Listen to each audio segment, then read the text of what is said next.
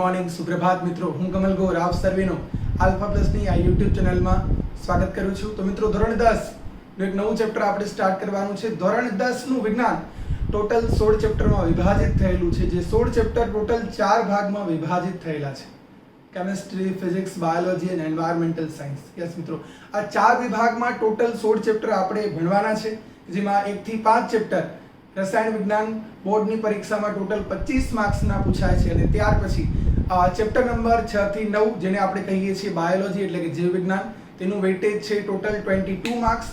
ત્યાર પછી chapter number 10 થી કરી અને 13 જેને આપણે ફિઝિક્સ કહીએ છીએ, તેમાં ટોટલ 4 ચેપ્ટર છે જેનું વેઇટેજ છે ટોટલ 23 માર્ક્સ.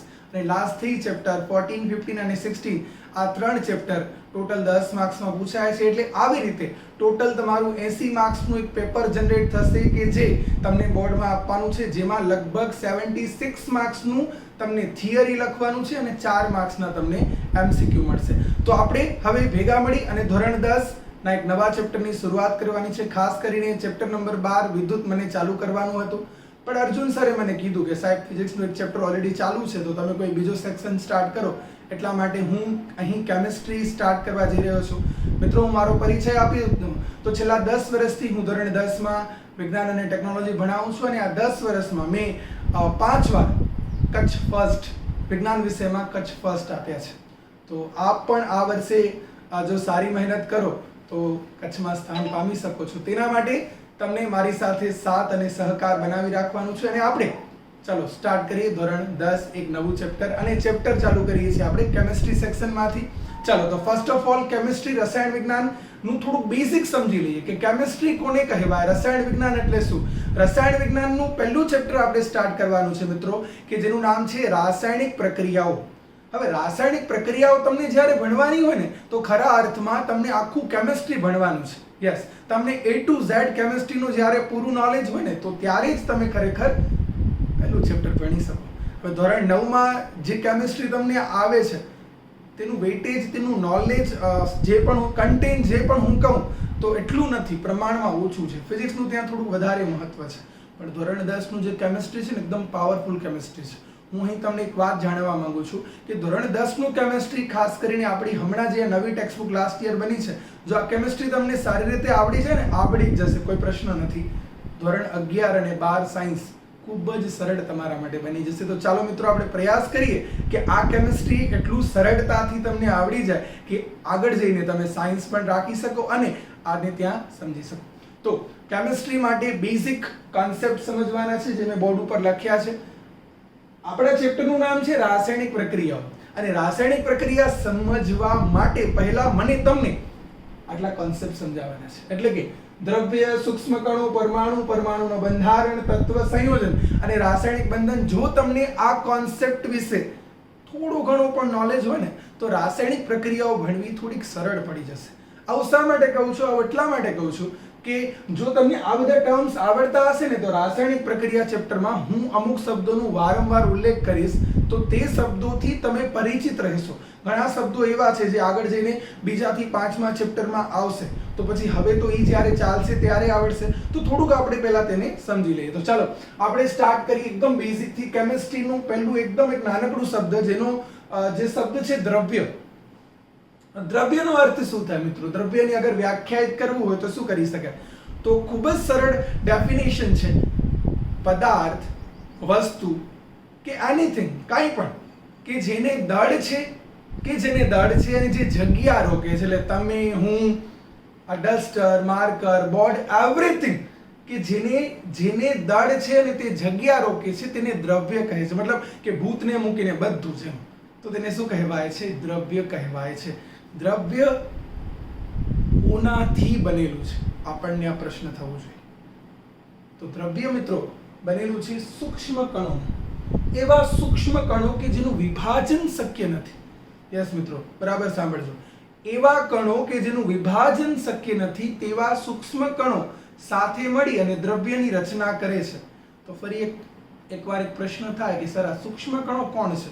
મિત્રો, આપણા વિશ્વમાં ટોટલ કુલ 7 સૂક્ષ્મ કણો હાજર છે, જેમાંથી ત્રણ સૂક્ષ્મ કણો મુખ્ય છે, 4 સૂક્ષ્મ કણો ખૂબ જ ગૌણ છે. આ ત્રણ મુખ્ય સૂક્ષ્મ કણો જ્યારે એકબીજા સાથે ચોક્કસ પ્રકારના આકર્ષણ બળથી જોડાય છે તો ત્યારે તે રચના કરે છે પરમાણુની. આ પરમાણુઓ જ્યારે એકબીજા સાથે જોડાય છે તો ત્યારે તે રચના કરે છે તત્વની. આ તત્વ જ્યારે તત્વ સાથે જોડાય છે તો તે રચના કરે છે સંયોજનની, અને આ સંયોજન બનાવવાની પ્રક્રિયાને યસ માય ડિયર ફ્રેન્ડ્સ કહેવાય છે રાસાયણિક પ્રક્રિયા. તો રાસાયણિક પ્રક્રિયા શું છે? બહુ સિમ્પલ વાત છે. હું તમને જ્યારે એમ પૂછું રાસાયણિક પ્રક્રિયા શું છે, તમારો જવાબ શું હોવું જોઈએ? આપણે લોખંડનો સળિયો હવામાં મૂકી દઈએ, શું થાય? કાટ લાગી જાય, કથ્થઈ રંગનો થઈ જાય. તો તે કાટ લાગવું એક રાસાયણિક પ્રક્રિયા છે. હા, રાત્રે મમ્મી જ્યારે મેળવણ દ્વારા દૂધમાંથી દહીં બનાવે છે તો આ શું છે? રાસાયણિક પ્રક્રિયા છે. ખમણ, ઢોકળા, ઇડલી, આ બધી વસ્તુ જે તમે ખાઓ છો, યસ, દબી જાઓ છો અગર હું એમ કહું તો એ જે ખમણ બનાવવાની પ્રક્રિયા છે, આપણે શું કહીએ ખબર છે? કંઈ આથો નાખવો, આથવણ કહેવાય. શું છે તે? રાસાયણિક પ્રક્રિયા. એટલે એ પ્રક્રિયા તો આવશે જ કે સલ્ફ્યુરિક એસિડની બનાવટ, હાઇડ્રોક્લોરિક એસિડની બનાવટ, થોડુંક ભારે થઈ જાય. આપણે બેસિક વસ્તુ સમજી શકીએ. ઓકે, આ બધી રાસાયણિક પ્રક્રિયાઓ છે જેમાં શું થાય છે ખબર છે? એક પદાર્થનું બીજા પદાર્થમાં રૂપાંતરણ થાય છે. તો પદાર્થ તો સમજી લઈએ, પછી બધું સમજી લેશું. ચાલો તો ફટાફટ આપણે સમજીએ કે સૂક્ષ્મ કણો, 3 સૂક્ષ્મ કણો કયા છે? તો યસ મિત્રો, 3 સૂક્ષ્મ કણો છે ઇલેક્ટ્રોન, પ્રોટોન અને ન્યુટ્રોન. ઇલેક્ટ્રોન, પ્રોટોન અને ન્યુટ્રોન, આ 3 સૂક્ષ્મ કણો એકબીજા સાથે જોડાઈને રચના કરે છે પરમાણુની. મિત્રો સાંભળજો, હું વાત કરું છું સૂક્ષ્મ કણોની. સૂક્ષ્મ કણો એટલે કે અવિભાજિત કણો, જેનું વિભાજન શક્ય નથી. અંગ્રેજીમાં ઇન્ડિવિઝિબલ પાર્ટિકલ્સ કહેવાય છે. તો ઇલેક્ટ્રોન, પ્રોટોન અને ન્યુટ્રોન શું છે? તો ઇલેક્ટ્રોન એક ઋણ વીજભારિત કણ છે, પ્રોટોન તેના કરતા ઓપોઝિટ એક ધન વીજભારિત કણ છે, અને ન્યુટ્રોન બંનેની વચ્ચે એક તટસ્થ કણ છે. તો ઋણ વીજભારિત, ધન વીજભારિત અને તટસ્થ, આ 3 સૂક્ષ્મ કણો એકબીજા સાથે જોડાઈ અને જે રચના બનાવે છે તેને કહેવાય છે પરમાણુ. તો આપણને આ પ્રશ્ન થવો જોઈએ કે સાહેબ પરમાણુ જે છે તેનું બંધારણ કેવું હોવું જોઈએ? પરમાણુ શેનો બનેલો છે? તો જવાબ તો બહુ સિમ્પલ છે, સૂક્ષ્મ કણો. પણ સૂક્ષ્મ કણો જ્યારે ભેગા થશે તો આ પરમાણુ કેવા આકારનો હોવો જોઈએ? તો મિત્રો પરમાણુ ગોળાકાર આકાર ધરાવે છે. તમે કહેશો ચોરસ, લંબચોરસ, ત્રિકોણ, આવું બધું નહીં. અને ગોળ શા માટે? કારણ કે પૃથ્વી ગોળ છે, કારણ કે સૂર્ય ગોળ છે, કારણ કે વરસાદ જ્યારે પડે છે તો એ વરસાદના જે ટીપાઓ છે, પાણીના ટીપાઓ છે તે ગોળ છે. તમે કહેશો આ તો સમાજ વિદ્યા થઈ ગયું, વિજ્ઞાન નથી સર, તમે સમજાવતા નથી. તો તમે પોતે વિચારી લો, શા માટે સૂર્ય ગોળ છે, શા માટે પૃથ્વી ગોળ છે, શા માટે ગોળ છે? વિચારવાની જરૂર છે. યસ. તો મિત્રો તેના પાછળનું રીઝન છે સ્થિરતા. કોઈ પણ પદાર્થ હંમેશા કયો આકાર ગ્રહણ કરે? એવો આકાર ગ્રહણ કરે કે જેમાં તેની સ્થિરતા વધારે હોય. જ્યોમેટ્રી એટલે કે ભૂમિતિ એવું કહે છે કે જ્યારે પણ કોઈ પદાર્થ ગોળાકાર આકાર ધરાવે છે તો ગોળાકાર આકારમાં તે વધારે ને વધારે ઉર્જાને સંગ્રહિત કરી શકે છે. તમે જાણો છો કે sun is source of energy. સૂર્ય જે છે આપણા માટે ઉર્જાનો સ્ત્રોત છે. તો ત્યારે જે ઉર્જા છે તે ગોળાકાર આકારમાં વધારે પ્રમાણમાં સંગ્રહિત થયેલી હોય છે, કન્ઝર્વેશન પામેલી હોય છે. તો ફર્સ્ટ ઓફ ઓલ એટમ એટલે કે પરમાણુને અંગ્રેજીમાં એટમ કહી શકાય. તો એટમનું જે શેપ છે તે હોય છે સ્ફેરિકલ એટલે કે ગોળાકાર. ઓકે, તો હવે ફરી એકવાર એક પ્રશ્ન તમારા દિમાગમાં પેદા થશે કે સર આ ગોળાકાર આકારમાં એટલે કે પરમાણુમાં ઇલેક્ટ્રોન, પ્રોટોન અને ન્યુટ્રોનનું સ્થાન ક્યાં હોય? તો એને સમજવા માટે આપણે જરાક આ ઇલેક્ટ્રોન, પ્રોટોન અને ન્યુટ્રોન વિશે સમજી લઈએ. તો મિત્રો ફરી એકવાર ઇલેક્ટ્રોનને લખાય છે E, તેના ઉપર લખાય છે માઇનસ બીકોઝ તે ઋણ વીજભારિત કણ છે. તેવી રીતે બીજો કણ છે પ્રોટોન, તે લખાય છે P, તેના ઉપર પ્લસ દેખાડાય છે કારણ કે તેના ઉપર ધન વીજભાર છે. તમે કહેશો સર આ કેમ ખબર પડે? સિમ્પલ છે ને, પ્લસ છે કેમ ખબર પડે? તો જે માઇનસ તરફ એટ્રેક્ટ થાય તે પ્લસ છે, ને જે પ્લસ તરફ એટ્રેક્ટ થાય તે માઇનસ છે. એટલે કે તમે જ્યારે કોઈ વિરુદ્ધ વીજભાર તરફ તેને આકર્ષિત કરાવો છો તો તેના આધારે તમે તેના વીજભારની જાણકારી મેળવી શકો છો. જ્યારે વીજભાર રહિત એટલે કે એવો કણ જેની પાસે વીજભાર નથી તેને ન્યુટ્રોન કહે છે. હવે આ પ્રોટોન ને ન્યુટ્રોન છે ને તેના દળ કમ્પેરેટિવલી વધુ છે. જ્યારે ઇલેક્ટ્રોન છે ને તે ખૂબ જ ઓછું દળ ધરાવે છે. હવે અહીં ફિઝિક્સમાં એક બેઝિક કોન્સેપ્ટ છે કે જેનું માસ ઓછું હોય ને એની વેલોસિટી વધારે હોય, જેનું દળ ઓછું હોય ને એની ગતિ વધારે હોય, ઝડપ વધારે હોય અને જેનું દળ વધારે હોય ને તેની ઝડપ ઓછી હોય.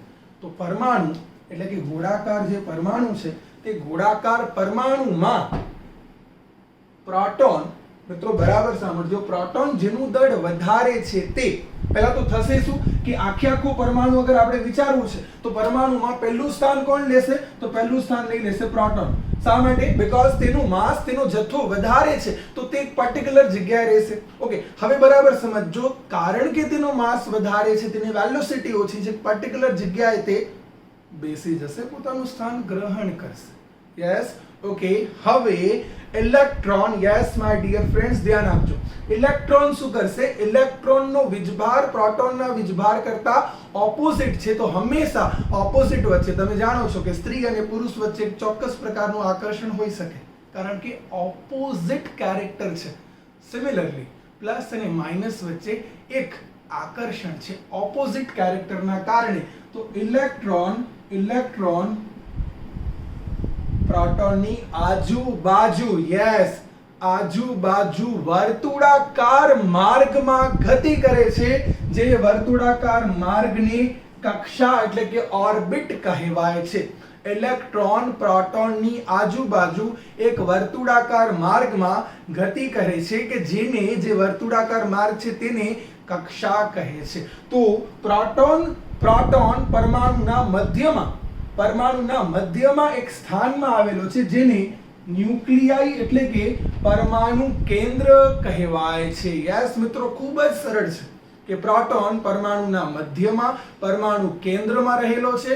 તે પરમાણુ કેન્દ્રની આજુબાજુ ઇલેક્ટ્રોન એક વર્તુળાકાર માર્ગમાં ગતિ કરી રહ્યો છે, જે વર્તુળાકાર માર્ગને આપણે શું કહેશું? કક્ષા. એમ તો આના ઉપર બહુ ડિટેલ એક્સપેરિમેન્ટ છે, ધોરણ 9 માં તમે ભણ્યા છો, પણ આપણે ફટાફટ ઇન્ટ્રોડક્શન લઈ લઈએ જેનાથી આપણું ચેપ્ટર આગળ વધી શકે. ધોરણ 9 ની દરેક વાત કે ધોરણ 11 સાયન્સની દરેક વાત હું અહીં ન સમજાવી શકું. હું ધોરણ 9 અને ધોરણ 11 બંનેનું બેલેન્સ કરી અને ધોરણ 10 માં તમને સમજાવીશ, જેનાથી તમારી સમજ પણ સરળ બની જાય અને ફટાફટ તમે સારા માર્ક્સ સ્કોર કરી શકો. ચલો ફરી એકવાર આગળ વધી. તો સમજી રહ્યા છો? તમે કહેશો સર ઇલેક્ટ્રોન જે છે સીધો પ્રોટોન તરફ શા માટે નથી જતો? બંને વચ્ચે તો આકર્ષણ છે, બંનેના ચાર્જ તો ઓપોઝિટ છે, તો આવું શા માટે નથી થતું? એના પાછળનો રીઝન છે ફિઝિક્સ. અહીં શું થાય છે ખબર છે? બંનેના ચાર્જ ઓપોઝિટ છે. ઓપોઝિટ ચાર્જ જ્યારે હોય ને તો બંને વચ્ચે હંમેશા વિદ્યુત આકર્ષણ બળ લાગે. કયો બળ લાગે? વિદ્યુત આકર્ષણ બળ, જેને અંગ્રેજીમાં કુલમ્બિક બળ પણ કહે છે. ફિઝિક્સમાં આને કુલમ્બિક ફોર્સ કહેવાય છે. અથવા બરાબર ધ્યાન આપજો, આપણે ફિઝિક્સમાં એને કેન્દ્રગામી બળ પણ કહીએ. કેન્દ્ર દ્વારા લાગતું બળ એટલે કે કેન્દ્રગામી બળ. અને કેન્દ્રગામી બળ જ્યારે પણ લાગે તો મિત્રો કેન્દ્રગામી બળની અસર હેઠળ, બરાબર ધ્યાન આપજો, ખૂબ જ સિમ્પલ છે, કેન્દ્રગામી બળની અસર હેઠળ હંમેશા કણ વર્તુળાકાર ગતિ કરે છે. વર્તુળાકાર જ ગતિ થાય. સૂર્યની આજુબાજુ પૃથ્વી હંમેશા, પૃથ્વીની આજુબાજુ ચંદ્ર હંમેશા, યસ, ખૂબ જ સિમ્પલ છે, વર્તુળાકાર ગતિ કરે છે. એટલે ઇલેક્ટ્રોન પ્રોટોન તરફ આકર્ષિત થયેલો છે પણ તેના ઉપર અટેક ન કરી શકે. બીજું પણ રીઝન છે, ધોરણ 11 સાયન્સમાં આવશો ત્યારે હું તમને એ સમજાવીશ. હમણાં બેઝિક નોલેજ જે છે આપણે લઈ રહ્યા છીએ. તો ઇલેક્ટ્રોન ત્યાં શું કરે છે? ભ્રમણ કરે છે. ઇલેક્ટ્રોન ક્યાં ભ્રમણ કરે છે? કેન્દ્રની આજુબાજુ, એટલે કે વર્તુળાકાર માર્ગમાં. વર્તુળાકાર માર્ગને તમે શું કહેશો? કક્ષા. તો તમે કહેશો સર કક્ષાઓ તો ઘણી બધી હોઈ શકે ને, કે પછી જેમ કે ઇલેક્ટ્રોન વધતા જાય તો કક્ષા વધવી જોઈએ ને. જેમ કે આપણી પાસે આલ્ફા પ્લસમાં હમણાં 300 જેવા વિદ્યાર્થીઓ છે, તો આપણે એક જ ક્લાસમાં તો બેસાડવાના નથી, આપણે તો 6 ક્લાસમાં બેસાડશું એમને. એવી રીતે અગર અહીં વધારે ઇલેક્ટ્રોન થાય છે તો શું બધા એક જ કક્ષામાં આવી જાય? જવાબ છે, સિમ્પલ જવાબ છે, નો. એવું ન થાય. ઇલેક્ટ્રોન વધે તો કક્ષા પણ વધે. Yes, okay. તો તમે કહેશો સર પ્રોટોન સમજ્યા, ઇલેક્ટ્રોન સમજ્યા, પણ ન્યુટ્રોનનું શું કામ છે? ન્યુટ્રોનનું કામ તો બહુ જબરદસ્ત છે અને ધોરણ 10 ના ઘણા બધા શિક્ષકો આ જવાબ નથી આપી શકતા, સિવાય કે આજે વિડીયો જોઈને કદાચ કોઈ જવાબ આપે તો અલગ વાત છે. તો ન્યુટ્રોનનું કામ શું છે મિત્રો? જ્યારે કેન્દ્રમાં એક કરતા વધારે પ્રોટોન હોય, બરાબર સાંભળી લેજો, દુનિયામાં એક તત્વ એવો છે કે જેના કેન્દ્રમાં ન્યુટ્રોન નથી. એ તત્વનું નામ છે હાઇડ્રોજન. જાણો છો શા માટે? કારણ કે હાઇડ્રોજન પાસે ફક્ત એક જ પ્રોટોન છે. સાંભળજો મિત્રો, હાઇડ્રોજન પાસે એક જ પ્રોટોન છે, તેથી ત્યાં ન્યુટ્રોન નથી. તો એનો અર્થ સમજો છો ને? જવાબ બહુ ક્લિયર છે કે જેની પાસે એક કરતા વધારે પ્રોટોન છે તેને ન્યુટ્રોન જોઈશે. તમે કહેશો સર એવું શા માટે? સમજાવો અમને. ચાલો આપણે સમજાવીએ. ધારો કે કેન્દ્રમાં 2 પ્રોટોન હાજર છે, તો 2 પ્રોટોન બંનેનો વીજભાર કેવો છે? સરખો, સમાન વીજભાર વચ્ચે. યસ મિત્રો, ચલો મારી સાથે બોલો, સમાન વીજભાર સાથે શું થાય છે? શું થાય છે? અપાકર્ષણ. બંને એકબીજાથી શું થશે? દૂર ભાગશે, દૂર ભાગશે, દૂર ભાગશે. અને અગર દૂર ભાગે છે તો ત્યારે એકબીજાને જકડી રાખતા નથી, જેના કારણે એટમ અનસ્ટેબલ થશે, એટલે કે સ્થિરતા ઘટશે. સ્થિરતા ઘટે કોઈને પસંદ નથી, કોઈને પસંદ નથી. તો શું? તો ત્યારે બંનેની વચ્ચે ન્યુટ્રોન દાખલ થાય છે. ન્યુટ્રોન શું કરે? પ્રોટોન વચ્ચેનું અપાકર્ષણ ઘટાડે. તો આ થયું કારણ કે જ્યારે એક કરતા વધારે પ્રોટોન કેન્દ્રમાં હાજર હોય તો ન્યુટ્રોન તેમાં હાજર રહી અને તેમની વચ્ચેનું અપાકર્ષણ બળ ઘટાડે છે. એટલે હાઇડ્રોજન પાસે એક જ પ્રોટોન છે, તેથી ત્યાં ન્યુટ્રોન હોતા નથી. બીજા બધા પાસે એક કરતા વધારે પ્રોટોન છે, તેથી ત્યાં ન્યુટ્રોન હોય છે. સમજાય છે મિત્રો? ઓકે, ચાલો. તો ઇલેક્ટ્રોન શું કરે છે? ઇલેક્ટ્રોન એક વર્તુળાકાર માર્ગમાં કેન્દ્રની આજુબાજુ એક વર્તુળાકાર ગતિ કરે છે અને આ જગ્યાને શું કહેવાય છે?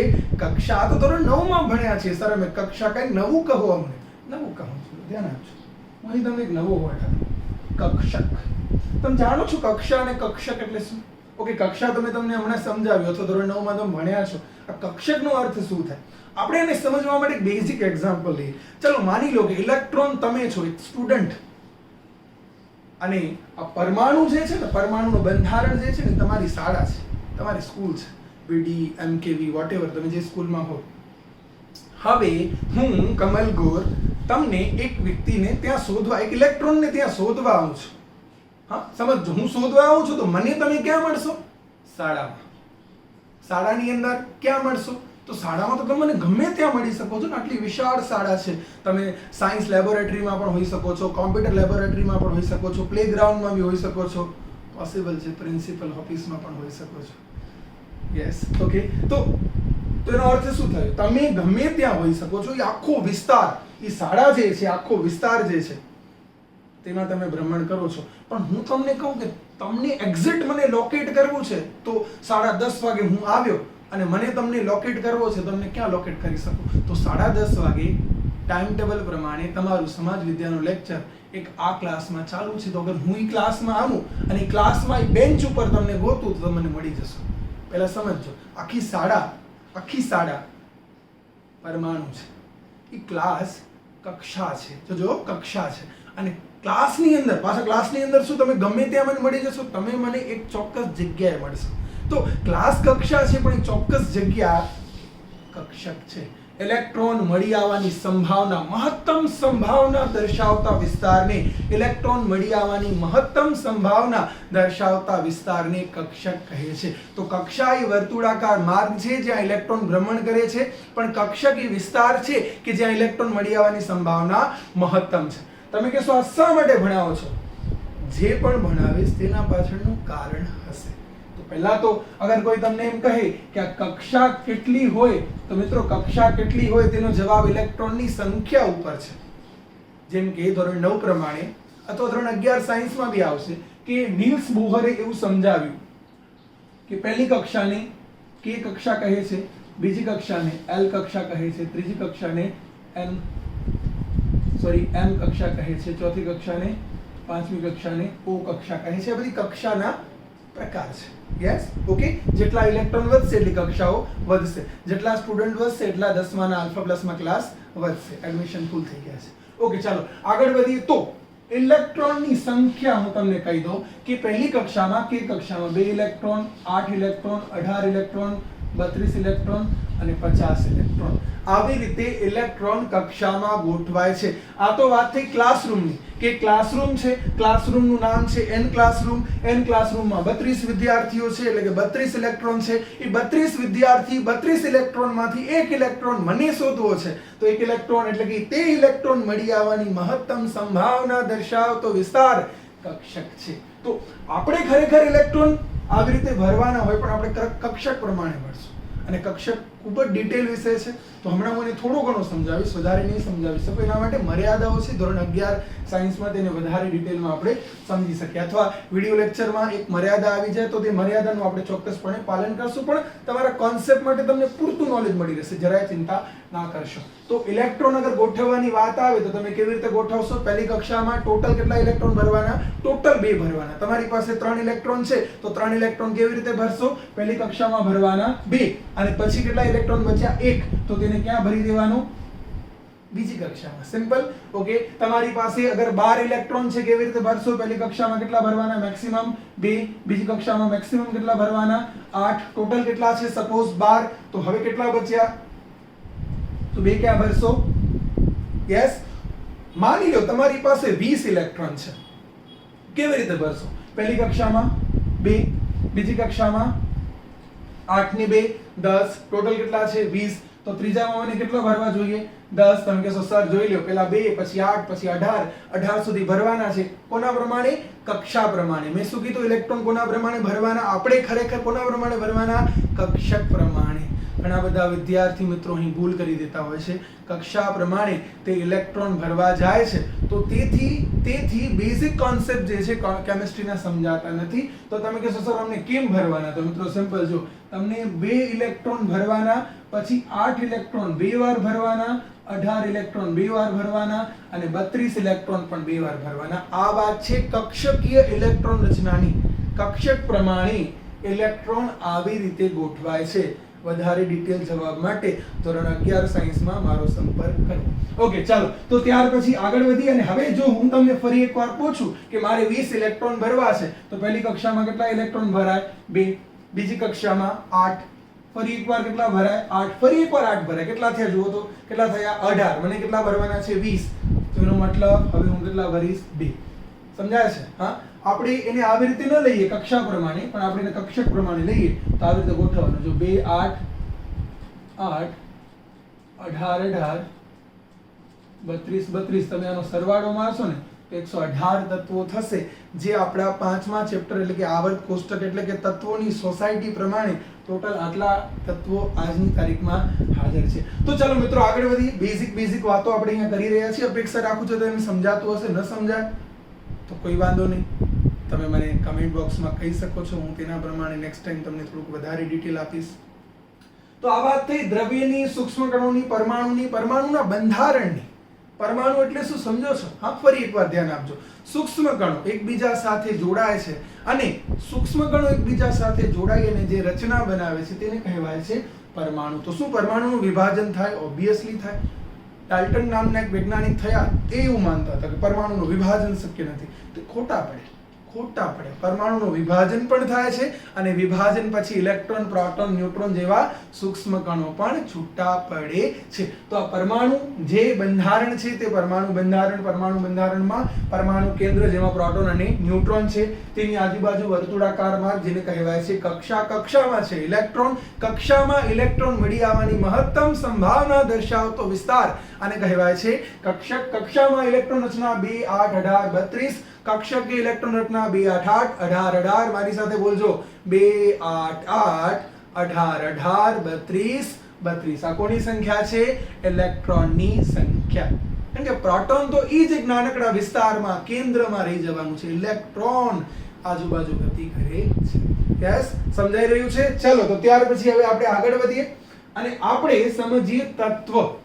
ખૂબ જ ઉપયોગી છે મિત્રો આ ટર્મ્સ જ્યારે તમને ક્લિયર થઈ જશે ત્યારે આ ચેપ્ટર ભણવાની ખૂબ જ મજા આવશે. મિત્રો ધોરણ 10 નું વિજ્ઞાન ખૂબ જ સહેલું છે, અને હું તો માનું છું, પર્સનલી માનું છું કે 85 95 or 90 માર્ક્સ લાવવા કોઈ મુશ્કેલ કાર્ય નથી. લગભગ દર વર્ષે A1 ના ક્લાસમાં 25 થી 30 સ્ટુડન્ટને હું 90 માર્ક્સ લેવડાવું છું દર વર્ષે. આ વર્ષે બી પોસિબલ છે કે 30 or 35 સ્ટુડન્ટને 90 માર્ક્સ આવી શકે છે. તમને પણ આવશે, પણ તેના માટે તમને મારી એકથી એક વાત માનવી પડશે, અને અપેક્ષા રાખું છું તમે માનશો. તો પહેલી વાત કે તમને નોટ બનાવવાની છે, એક અલગથી નોટ બનાવવાની છે. હા, અને આ જેટલું હું આજે ભણાવું છું અથવા હવે ભણાવીશ આ નોટમાં તમને લખતા રહેવાનું છે. હું જ્યારે રેગ્યુલર લેક્ચર ચાલુ થશે આપણા ત્યારે આ બધી નોટ ચકાસીશ. યાદ રાખજો. A1 અને A2 આ બંને ક્લાસનો સાયન્સ હું લઈશ, તો ત્યારે અર્જુન સરે જે કરાવ્યું છે તે પણ હું નોટ જોઈશ, કારણ કે આગળ જઈને આખું વિજ્ઞાન તમને મારી પાસે જ ભણવાનું છે. તો અપેક્ષા રાખું છું કે કોઓપરેટ કરશો, કરવું જ પડશે. ચાલો તો આગળ વધીએ. ફરી એકવાર આ તત્વ એટલે શું સમજીએ. સાંભળ્યું છે તમે? ધાતુ, અધાતુ, અર્ધધાતુ, નિષ્ક્રિય વાયુ, આ 4 શબ્દો સાંભળ્યા છે તમે? એ કે હા સર, આ ધાતુ અધાતુ તો ક્યાં સાંભળ્યા હતા, કે લોખંડની પટ્ટી કે ધાતુ છે, કે એ પોતે. તો પ્રશ્ન એ છે કે આ ધાતુ, અધાતુ, અર્ધધાતુ અને નિષ્ક્રિય વાયુ 4 શબ્દો, આને કહેવાય છે તત્વના પ્રકાર, ટાઇપ્સ ઓફ એલિમેન્ટ. પણ એને સમજવાથી પહેલા એકવાર હું ડેફિનેશન તો આપી દઉં, તત્વ કોને કહેવાય.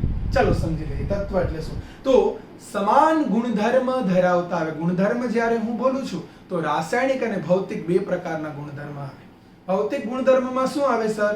ભૌતિક ગુણધર્મમાં તેનું દળ, તેનું કદ, તેનું ગલન બિંદુ, ઉત્કલન બિંદુ, તેની અવસ્થા એટલે કે ઘન પ્રવાહી વાયુ, આ બધા આવે છે ભૌતિક ગુણધર્મો. અને રાસાયણિક ગુણધર્મોમાં શું આવે સર? રાસાયણિક પ્રક્રિયા, જેમાં જે આપણે આ ચેપ્ટરમાં ભણવાનું છે. તો સમાન રાસાયણિક ગુણધર્મ ધરાવતા કે સમાન ભૌતિક ગુણધર્મ ધરાવતા પરમાણુ, એક સરખા પરમાણુના સમૂહને તત્વ કહે છે. તત્વ શું છે? એક સમાન સાઈઝના, વેઇટના, કેરેક્ટરના જે પરમાણુ છે તેનો સમૂહ, આ સમૂહને કહેવાય છે તત્વ. તો અગર તમે તત્વને તોડો છો, તેની અંદર જુઓ છો, તો તમને શું જોવા મળશે? પરમાણુ. કેટલા? ઘણા બધા. તો દરેક પરમાણુ કેવા હશે? એકબીજાથી સિમિલર હશે. દરેકનું વેઇટ, દરેકની સાઈઝ, દરેકનું કેરેક્ટર શું હશે? સરખા હશે. પણ એક તત્વ A છે, બીજો તત્વ B છે, બંનેને ખોલીને જુઓ છો તો એમાં અગર તમને જે પરમાણુ બારે મળે છે, બારે કાઢો છો ને B માંથી પરમાણુ બારે કાઢો છો, તમે બંનેને જુઓ છો તો શું બંને સરખા હશે? બંને સરખા હશે નહીં. 2 તત્વો જુદા છે, તેનો અર્થ તેમાં રહેલા પરમાણુ જુદા પ્રકારના હશે. હું એમ નથી કહેતો પરમાણુની સંખ્યા જુદી હશે. પરમાણુની સંખ્યા સાથે કોઈ પણ નિસ્બત નથી. પરમાણુ કેવા છે તેના ઉપર આખી ચર્ચા આધાર રાખે છે.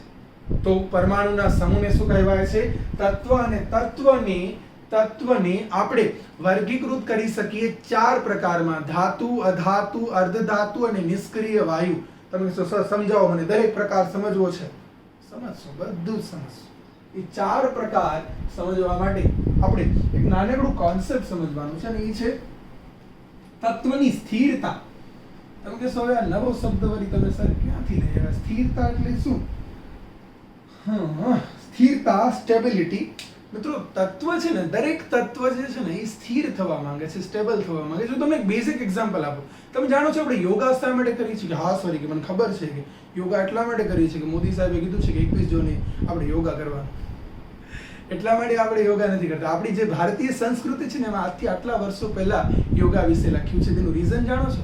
ખૂબ જ સરળ રીઝન છે મિત્રો, સાંભળજો. યોગા આપણે એટલા માટે કરીએ છીએ બીકોઝ યોગા કરવાથી આપણા શરીરમાં ઉર્જા કન્ઝર્વેશન પામે છે, ઉર્જાનું સંગ્રહણ થાય છે. આપણે જ્યારે યોગાસન કરીએ છીએ ને તો આપણે શું કરીએ છીએ ખબર છે? આપણે ઓછી ઉર્જા વાપરીએ છીએ. ધ્યાન આપજો, યોગામાં શ્વાસ ઉપર, ઉચ્છ્વાસ ઉપર કંટ્રોલ લેવામાં આવે. આપણે ઓછો શ્વાસ વાપરીએ, ઓછી ઉર્જા વાપરીએ, મતલબ શરીરમાં ઉર્જા બચાવી રાખીએ. ધ્યાન આપજો, ઉર્જા બચાવી રાખીએ. જ્યારે તમે ઉર્જા બચાવો છો ને તો ત્યારે તમે તમારા સ્થિરતા, શરીરની સ્થિરતા વધારે છો. એટલે કહેવાય કે ઋષિ મુનિઓ પહેલાના સમયમાં 200 ને 250 વર્ષ જીવતા. કે ટપ્પા મારો છો. શું ટપ્પા મારું છું? સાચી વાત છે, બીકોઝ તે ઉર્જા બચાવી રાખતા. તો તત્વો પણ ઉર્જા બચાવવામાં માને છે. અને આ ઉર્જા તે કેવી રીતે બચાવે છે? તો પહેલા તો તત્વ એ પરમાણુનો સમૂહ છે, અને પરમાણુ ગોળાકાર આકાર ધારણ કરે છે કે જેમાં તેનું ઉર્જા શું થાય છે? કન્ઝર્વેશન પામે છે. પણ ચાલો માની લો ત્યાર પછી પણ અગર તે એટલા સ્થાયી નથી થયા તો ત્યારે તે સ્થિરતા પ્રાપ્ત કરવા માટે શું કરે છે? તત્વો સ્થિરતા પ્રાપ્ત કરવા માટે રાસાયણિક બંધનું નિર્માણ કરી, તત્વો સ્થિરતા પ્રાપ્ત કરવા માટે રાસાયણિક બંધનું નિર્માણ કરી રાસાયણિક સંયોજન બનાવે છે. તમે કહેશો વળી નવું કાઢી આવે. સંયોજન એટલે શું? તત્વો જ્યારે એકબીજા સાથે રાસાયણિક બંધથી, એક તત્વ A બીજો તત્વ B બંને એકબીજા સાથે જોડાયા, કે એમ કેમ જોડાયા? આકર્ષણ. તો કે કયું આકર્ષણ? રાસાયણિક આકર્ષણ. કે એને શું કહેવાય? રાસાયણિક બંધન. તો રાસાયણિક બંધન શું બનાવે? રાસાયણિક સંયોજન. અને રાસાયણિક બંધન સંયોજન બનાવવાની પ્રક્રિયાને શું કહેવાય? ચેપ્ટર નંબર 1 નું ટાઇટલ રાસાયણિક પ્રક્રિયા. તો તત્વોની સ્થિરતા આપણે સમજીએ એટલે તમને તત્વોના પ્રકાર સમજાઈ જશે અને ત્યાર પછી બધા કોન્સેપ્ટ પણ તમને વન બાય વન સમજાઈ જશે. તો એક તો મેં તમને કીધું કે તે ગોળાકાર આકાર ગ્રહણ કરે છે. તેના સિવાય બીજું શું છે? તો મિત્રો ધ્યાન આપજો ફરી એકવાર. તત્વ સ્થિરતા ક્યારે પ્રાપ્ત કરશે? તો કહેવાય કે સ્થિરતા ચલે છે ઊર્જાનો ઘટાડો. કોઈ પણ સિસ્ટમ, કોઈ પણ સ્પીસીસ એટલે કે કોઈ પણ પદાર્થ, કોઈ પણ ઘટક જેટલી ઊર્જા ઘટાડે, પોતાની ઊર્જા જેટલી ઘટાડે, જેટલી ઓછી કરે તેટલી તેની સ્થિરતા વધે. યોગાસન જેટલું વધારે કરશો એટલું આયુષ્ય વધશે, કારણ કે ઊર્જાને કન્ઝર્વ કરો છો, સંગ્રહિત કરો છો. જેટલી ઊર્જા ઘટે છે એટલી સ્થિરતા વધે છે, સ્થિરતા વધે છે. તો તેના માટે તત્વ જે છે ને તેની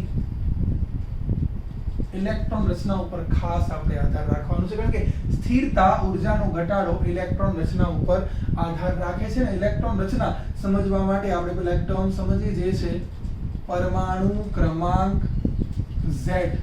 પરમાણુ ક્રમાંક કોઈ પણ તત્વને એક ચોક્કસ ક્રમ હોય છે, જેમ તમને હોય ને roll number 1 yes sir, roll number 2 yes sir, એમ ચાલુ ન થઈ જશે. હા, તો પરમાણુ ક્રમાંક એટલે શું? તત્વમાં રહેલા ઇલેક્ટ્રોન અને પ્રોટોનની સંખ્યાને, તત્વમાં રહેલા ઇલેક્ટ્રોન અને પ્રોટોનની સંખ્યાને તે તત્વનો પરમાણુ ક્રમાંક કહે છે. મેં એમ નથી કીધું કે ઇલેક્ટ્રોન અને પ્રોટોનની કુલ સંખ્યા, હું કુલ ટોટલ નથી કહેતો. હું એમ કહું છું કે કોઈ પણ તત્વમાં જેટલા ઇલેક્ટ્રોન હશે એટલા જ એમાં પ્રોટોન હશે, કારણ કે બંનેના ચાર્જ ઓપોઝિટ છે અને બંને એકબીજા સાથે જોડાઈને જ પરમાણુ બનાવી શકે છે. તો આ દરમિયાન ન્યુટ્રોન શું કરે છે? પ્રોટોન અને પ્રોટોન વચ્ચેના અપાકર્ષણને ઘટાડી અને પરમાણુને સ્થિરતા પ્રદાન કરે છે. તો આ દરમિયાન પ્રોટોન અને ન્યુટ્રોન પરમાણુના મધ્યમાં એટલે કે પરમાણુ કેન્દ્રમાં વસવાટ કરે છે. વસવાટ, યસ, ઓકે.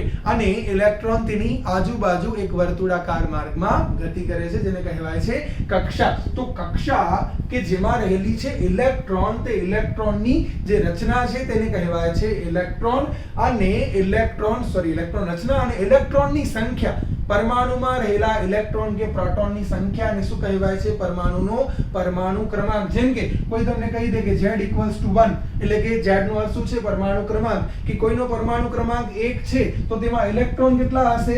1. પ્રોટોન પણ કેટલા હશે? 1. Simple, yes. બંને ઓપોઝિટ છે. કોઈ તમને એમ કહી દે કે પરમાણુ ક્રમાંક 2 છે તો ઇલેક્ટ્રોન કેટલા હશે? 2. પ્રોટોન પણ કેટલા હશે? 2. કોઈ તમને પૂછે કે પરમાણુ ક્રમાંક 92 છે, ઇલેક્ટ્રોન કેટલા હશે? 92. પ્રોટોન કેટલા હશે? 92. ઇલેક્ટ્રોન કેટલા હશે? 92. ઇલેક્ટ્રોન અને પ્રોટોન બંનેની સંખ્યા સરખી હશે. પણ તમને પૂછે ન્યુટ્રોન, તો ન્યુટ્રોન એમ ડિસાઈડ ન થાય. ન્યુટ્રોનને આપણે સાઈડમાં રહેવા દઈએ, તેને પરમાણુ ક્રમાંક સાથે કોઈ નિસ્બત નથી.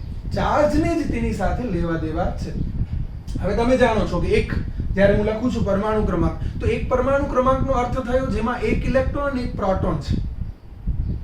હું લખું છું 2, તો આનો અર્થ એમ થયો કે 2 ઇલેક્ટ્રોન અને 2 પ્રોટોન છે. હજુ બે વસ્તુ ચેન્જ થઈ ગઈ. મારી પાસે એક સ્પીસીસ છે A, બીજી સ્પીસીસ છે B. આમાં એક ઇલેક્ટ્રોન, આમાં 2 ઇલેક્ટ્રોન, બેના કેરેક્ટર ચેન્જ થઈ ગયા. તો આપણે બંનેને અલગ અલગ રીતે સમજવું પડે. એટલે આપણે તત્વને શું કરીએ છીએ? અલગ અલગ નામ દ્વારા પણ ઓળખીએ છીએ. જેમ કે જેનો પરમાણુ ક્રમાંક 1 છે તેને હાઇડ્રોજન કહે છે. Hydrogen, helium, lithium, beryllium, boron, carbon, nitrogen, oxygen, chlorine. આ તમે જાણો 118 તત્વો છે. અને હું તમને કહું, મારી પાસે એવી ટ્રીક છે કે તમે 118 ના 118 તત્વો યાદ રાખી શકો છો. યસ મિત્રો, હું તમને 118 ના 118 તત્વોના નામ, પરમાણુ ક્રમાંક આ બધું જ યાદ કરાવી દઈશ જ્યારે આપણા 5મા ચેપ્ટર સુધીનું કેમિસ્ટ્રી પૂરું થશે. તો આપણે હવે પહેલા તો આ પરમાણુ ક્રમાંક સમજ્યા, બરાબર છે? ઓકે, ચાલો. આ પરમાણુ ક્રમાંકના આધારે આપણે એક બીજી વાત સમજવાની છે, જે છે ઇલેક્ટ્રોન રચના. ઇલેક્ટ્રોન રચનાનો અર્થ શું થાય? તત્વમાં રહેલા ઇલેક્ટ્રોનની સંખ્યાના આધારે ઇલેક્ટ્રોનની ગોઠવણીને તેની ઇલેક્ટ્રોન રચના કહે છે. જેમ કે તમારી પાસે એક તત્વ છે જેનો નંબર 3 છે. 3 નંબર કોનું હોય? તો 3 નંબર હોય છે લિથિયમનો, Li. એલિમેન્ટનો સિમ્બોલ જ્યારે લખવું હોય ને તો હંમેશા યાદ રાખવાનું, પહેલો લેટર કેપિટલ લખાય, બીજો લેટર સ્મોલ લખાય. એક જ લેટર લખવું છે તો કેપિટલ લખાય. અને આનું નામ છે લિથિયમ. ઓલું આવે ને મોબાઈલમાં લિથિયમ બેટરી, આપણે મોબાઈલમાં જે બેટરી હોય ને આની બનેલી હોય. તો લિથિયમ માં કોઈ તમને પૂછે કેટલા ઇલેક્ટ્રોન કેટલા પ્રોટોન, તો જવાબ કોના આધારે આપશો? પરમાણુ ક્રમાંકના આધારે. પરમાણુ ક્રમાંક 3 છે તો ઇલેક્ટ્રોન અને પ્રોટોનની સંખ્યા પણ કેટલી હશે? 3. ઓકે, હવે તમને કોઈ કહે કે ઇલેક્ટ્રોન રચના શું, મતલબ કે ઇલેક્ટ્રોન કેવી રીતે ગોઠવણી પામ્યો છે, તો તમને શું કહેવાનું કે પહેલી કક્ષામાં કેટલા ઇલેક્ટ્રોન હોય? 2. જ્યારે બીજી કક્ષામાં કેટલા ઇલેક્ટ્રોન હોય? 1. કારણ કે એની પાસે ટોટલ 3 ઇલેક્ટ્રોન છે. તો આને શું કહેવાય? તેની ઇલેક્ટ્રોન રચના. શું કહેવાય? ઇલેક્ટ્રોન રચના. તેવી રીતે અગર તમારી પાસે એક તત્વ છે, નંબર છે 9. 9 નંબર કોણ છે? તો 9 નંબર છે F યાની કે ફ્લોરીન.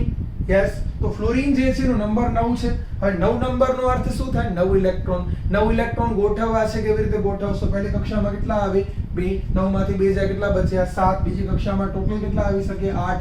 તો આપણે કેટલા ભરી દીધા? 7. યસ, સમજાય છે? ઓકે, ચલો અગર કોઈ તમને કહી દે 12 નંબર કોણ છે? Magnesium, Mg.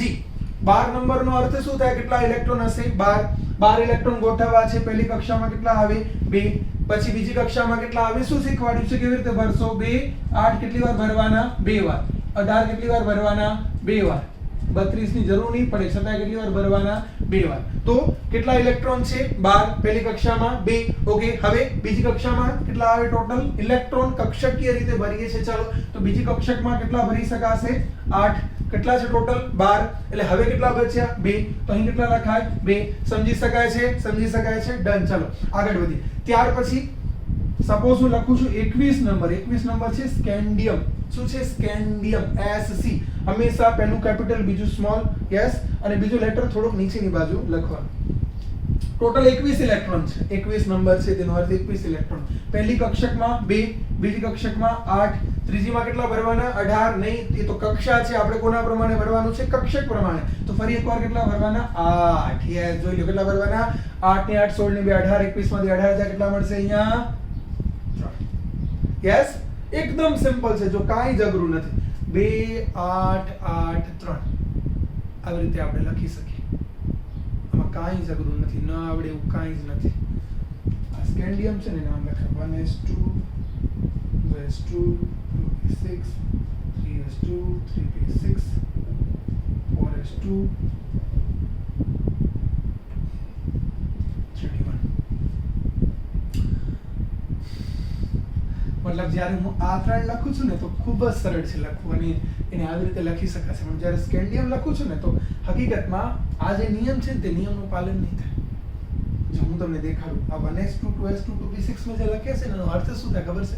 ધોરણ 9 માં ક્યાં નથી આવતું, ધોરણ 10 માં નથી આવતું, આવશે 11 સાયન્સમાં, પણ એનો ખૂબ જ ઉપયોગ અહીં થશે. તમે કહેશો આવું કેમ થઈ શકે? થાય છે. થોડીક એકદમ સિમ્પલ વાત કરું છું. આજે મેં એક નંબર લખ્યો છે ને તેનો અર્થ થાય પહેલી કક્ષા, 2 નંબર લખ્યું છે તેનો અર્થ થાય બીજી કક્ષા, આ 3 નંબર લખ્યું છે એનો અર્થ થાય ત્રીજી કક્ષા, જ્યારે મેં 4 નંબર લખ્યું છે એનો અર્થ થાય ચોથી કક્ષા. તો હવે તમે વિચારો છો પહેલી કક્ષામાં કેટલા ઇલેક્ટ્રોન છે? 2. બીજી કક્ષામાં કેટલા છે? 8. ત્રીજી કક્ષામાં કેટલા છે? 2 ને 6 8 ને 1 9. અને ચોથી કક્ષામાં કેટલા છે? તો 2. એટલે હવે આ રીત સાચી, પણ આ રીતને એપ્લિકેબલ કેટલી વાર સુધી કરવાનું છે ખબર છે? 20 તત્વો સુધી. Hydrogen, helium, lithium, beryllium, boron, carbon, nitrogen, oxygen, fluorine, sodium, magnesium, aluminium, silicon, phosphorus, sulphur, chlorine, argon, potassium અને કેલ્શિયમ. આ 20 તત્વો સુધી આને અનુસરવાનું. પછી આપણે જરૂર જ નથી પડવાની, એટલા માટે આપણે આને ભણવાની જરૂર નથી. તો તમે બેસિક વસ્તુ સમજી શકો છો, એકદમ બેસિક 20 તત્વોના નામ યાદ રાખી શકો છો. હા, યસ, ઓકે. અને ઇલેક્ટ્રોન કેવી રીતે ભરશો? આના પ્રમાણે. યસ, 2 પછી 8 પછી 18 નહીં, 2 પછી 8 પછી 8 જ ભરવાના. સિમ્પલ ઇલેક્ટ્રોન રચના સમજાય છે? હા, એક એક્ઝામ્પલ હજી લઈ લઈએ. ચાલો, મારી પાસે 19 નંબર છે. 19 નંબરનું નામ છે પોટેશિયમ. તમને હા સર પોટેશિયમ નો આવે P ના આવે, પોટેશિયમ નો આવે K. કારણ કે આપણે પોટેશિયમ અંગ્રેજીમાં કહીએ છીએ, હકીકતમાં તે છે કેડમિયમ. યસ, કેડમિયમ નો થાય K. આ લેટિન અને અંગ્રેજી ભેગું થાય ને એટલે થોડુંક લોચો થાય. તો પોટેશિયમ નો શું છે? K છે. ઓકે, હવે કેટલા ઇલેક્ટ્રોન છે? 19, કારણ કે એનો નંબર 19 છે. કેવી રીતે ભરશો? પહેલી કક્ષામાં 2, બીજીમાં 8, 2 ને 8 કેટલા થાય? 10. 19 માંથી 10 જાય કેટલા બચ્યા? 9. તો શું 9 લખી નાખવાના? ન. હેલો, ગુડ મોર્નિંગ, સુપ્રભાત મિત્રો. હું કમલ ગોર આપ સર્વેનો આલ્ફા પ્લસ ની આ YouTube ચેનલમાં સ્વાગત કરું છું. તો મિત્રો, ધોરણ 10 એક નવું ચેપ્ટર આપણે સ્ટાર્ટ કરવાનું છે. ધોરણ 10 નું વિજ્ઞાન ટોટલ 16 ચેપ્ટરમાં વિભાજિત થયેલું છે. જે 16 ચેપ્ટર ટોટલ 4 ભાગમાં વિભાજિત થયેલા છે. કેમિસ્ટ્રી, ફિઝિક્સ, બાયોલોજી અને એન્વાયરમેન્ટલ સાયન્સ. યસ મિત્રો, આ 4 વિભાગમાં ટોટલ 16 ચેપ્ટર આપણે ભણવાના છે, જેમાં 1 થી 5 ચેપ્ટર રસાયણ વિજ્ઞાન બોર્ડની પરીક્ષામાં ટોટલ 25 માર્ક્સના પૂછાય છે અને ત્યાર પછી ચેપ્ટર નંબર 6 થી 9 જેને આપણે કહીએ છીએ બાયોલોજી એટલે કે જીવ વિજ્ઞાન, તેનું વેઇટેજ છે ટોટલ 22 માર્ક્સ. ત્યાર પછી ચેપ્ટર નંબર 10 થી કરી અને 13 જેને આપણે ફિઝિક્સ કહીએ છીએ તેમાં ટોટલ 4 ચેપ્ટર છે જેનું વેઇટેજ છે ટોટલ 23 માર્ક્સ. અને લાસ્ટ 3 ચેપ્ટર 14, 15 અને 16 આ 3 ચેપ્ટર ટોટલ 10 માર્ક્સમાં પૂછાય છે. એટલે આવી રીતે ટોટલ તમારું 80 માર્ક્સનું એક પેપર જનરેટ થશે કે જે તમને બોર્ડમાં આપવાનું છે, જેમાં લગભગ 76 માર્ક્સનું તમને થિયરી લખવાનું છે અને 4 માર્ક્સના તમને એમસીક્યુ મળશે. તો આપણે હવે ભેગા મળી અને ધોરણ 10 ના એક નવા ચેપ્ટરની શરૂઆત કરવાની છે. ખાસ કરીને ચેપ્ટર નંબર 12 વિદ્યુત મને ચાલુ કરવાનું હતું, પણ અર્જુન સરે મને કીધું કે સાહેબ ફિઝિક્સનું એક ચેપ્ટર ઓલરેડી ચાલુ છે તો તમે કોઈ બીજો સેક્શન સ્ટાર્ટ કરો. એટલા માટે હું અહીં કહેવાય ઓક્ટેટ રૂલ. ઓક્ટેટનો અર્થ શું થાય? અષ્ટક રચના. અષ્ટકનો અર્થ શું થાય મિત્રો? બરાબર ધ્યાન આપજો. કોઈ પણ તત્વ જ્યારે પોતાની બાહ્યતમ કક્ષામાં, હવે તમે કહેશો સર બાહ્યતમ કક્ષા શું છે? નવા શબ્દો. બરાબર, તમે નવા શબ્દો લઈ આવો છો. બાહ્યતમ કક્ષા એટલે કે અંતિમ કક્ષા. કોઈ પણ તત્વની જે છેલ્લી કક્ષા છે, બાહ્યતમ એટલે બહાર, બારે એકદમ છેલ્લે, સમજો છો? બાહ્યતમ છેલ્લે, બહારની બાજુ આવેલી કોઈ પણ તત્વની જે છેલ્લી કક્ષા છે તેને કહેવાય છે બાહ્યતમ કક્ષા. તો લિથિયમની છેલ્લી કક્ષા કઈ છે? બીજી. એમાં કેટલા ઇલેક્ટ્રોન છે? 1. ક્લોરીનની છેલ્લી કક્ષા કઈ છે? બીજી. એમાં કેટલા ઇલેક્ટ્રોન છે? 7. મેગ્નેશિયમની છેલ્લી કક્ષા કઈ છે? ત્રીજી. એમાં કેટલા ઇલેક્ટ્રોન છે? 2. પોટેશિયમની છેલ્લી કક્ષા કઈ છે? ચોથી. એમાં કેટલા ઇલેક્ટ્રોન છે? 1. તો બાહ્યતમ કક્ષા એટલે છેલ્લી કક્ષા. તો ફરી એકવાર ધ્યાન આપજો. જ્યારે પણ કોઈ તત્વ પોતાની બાહ્યતમ કક્ષામાં 8 ઇલેક્ટ્રોન ધરાવે તો ત્યારે તે સ્થિર થાય છે. તો ત્યારે તેની ઉર્જામાં ઘટાડો થાય છે. તો લિથિયમની બાહ્યતમ કક્ષામાં કેટલા ઇલેક્ટ્રોન છે? 1. આપણે કેટલા કરવાના છે? 8. તો 8 માટે આપણે કેટલા મેળવવા પડશે? 7. બાપ રે બાપ, 7. જોશો તો ફ્લોરિનની બાહ્યતમ કક્ષામાં કેટલા ઇલેક્ટ્રોન છે? બાહ્યતમ એટલે છેલ્લી કક્ષા. જુઓ તો કેટલા ઇલેક્ટ્રોન છે? 7. કેટલા હોવા જોઈએ? 8. કેટલા ખૂટે છે? 1. એક જ ખૂટે છે. મેગ્નેશિયમની બાહ્યતમ કક્ષામાં કેટલા ઇલેક્ટ્રોન છે? 2. કેટલા? 2. કેટલા હોવા જોઈએ? 8. કેટલા ખૂટે છે? યસ, 6. તો પોટેશિયમની બાહ્યતમ કક્ષામાં કેટલા હોવા જોઈએ? કેટલા ખૂટે છે? કેટલા છે ખાલી? તો હવે થશે શું? તત્વ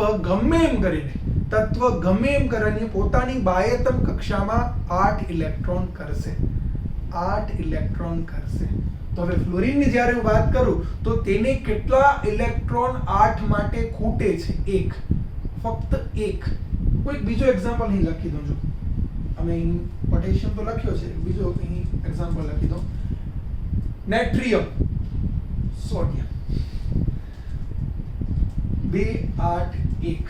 હવે ફ્લોરિન અને સોડિયમને કમ્પેર કરો. બંનેમાં એક ઓપોઝિટ વાત છે. અહીં જે છેલ્લી કક્ષા છે ને તેમાં 1 ખૂટે છે ને આમાં છેલ્લી કક્ષામાં 1 જ છે. અથવા એક બીજો એક્ઝામ્પલ લઈ ચલો. 17 નંબર Cl.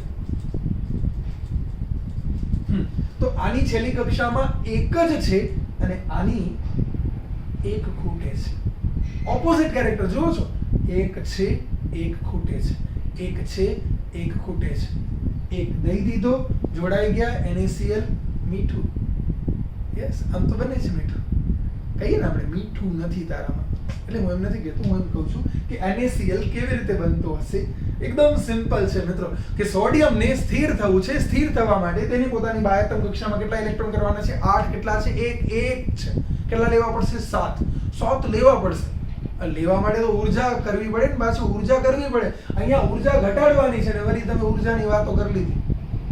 એટલે હંમેશા યાદ રાખવાનું કે જે સરળતા છે ને, સરળતા, ત્યાં ઉર્જા ઓછી છે, ઘટે છે. સરળતા, જે કામ સરળતાથી થશે એમાં ઉર્જા ઘટશે. અગર કોઈ કામ સરળતાથી થતું નથી તો ત્યાં ઉર્જા વધી જશે. તો જ્યારે સોડિયમની બાહ્યતમ કક્ષામાં 1 ઇલેક્ટ્રોન છે, કે પોટેશિયમની બાહ્યતમ કક્ષામાં 1 ઇલેક્ટ્રોન છે, કે મેગ્નેશિયમની બાહ્યતમ કક્ષામાં 2 ઇલેક્ટ્રોન છે, કે લિથિયમની બાહ્યતમ કક્ષામાં 1 ઇલેક્ટ્રોન છે.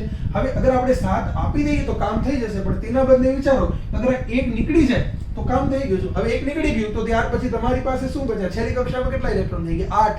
હોવા કેટલા જોઈએ? 8. શું કહેવાય? અષ્ટક. શું થઈ ગયો? સ્થિર.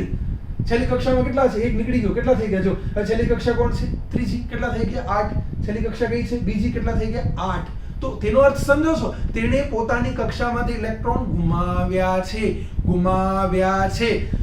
તમે કહેશો ગુમાવ્યા છે તો ક્યાં જાય? હંમેશા દેવાવાળો હોય તો લેવાવાળો પણ હોય, એક જ હોય તો કામ થાય નહીં. જો અહીં સોડિયમ 1 ઇલેક્ટ્રોન આપે છે તો અહીં જો ક્લોરીનને 1 ઇલેક્ટ્રોન ખૂટે છે, ફ્લોરીનને 1 ઇલેક્ટ્રોન ખૂટે છે, તો સોડિયમે ઇલેક્ટ્રોન દીધો, એની છેલ્લી કક્ષામાં 8, ઈ થઈ ગયો સ્થાયી, એની ઉર્જા ઘટી ગઈ.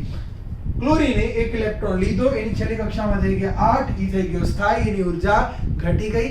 તો જ્યારે તત્વો ઇલેક્ટ્રોન ગુમાવે કે ઇલેક્ટ્રોન મેળવે, આ પ્રક્રિયામાં તે ઇલેક્ટ્રોન ગુમાવી કે ઇલેક્ટ્રોન મેળવીને ઉર્જાને શું કરે છે? બેલેન્સ કરે છે અને પોતાની સ્ટેબિલિટીમાં શું કરે છે?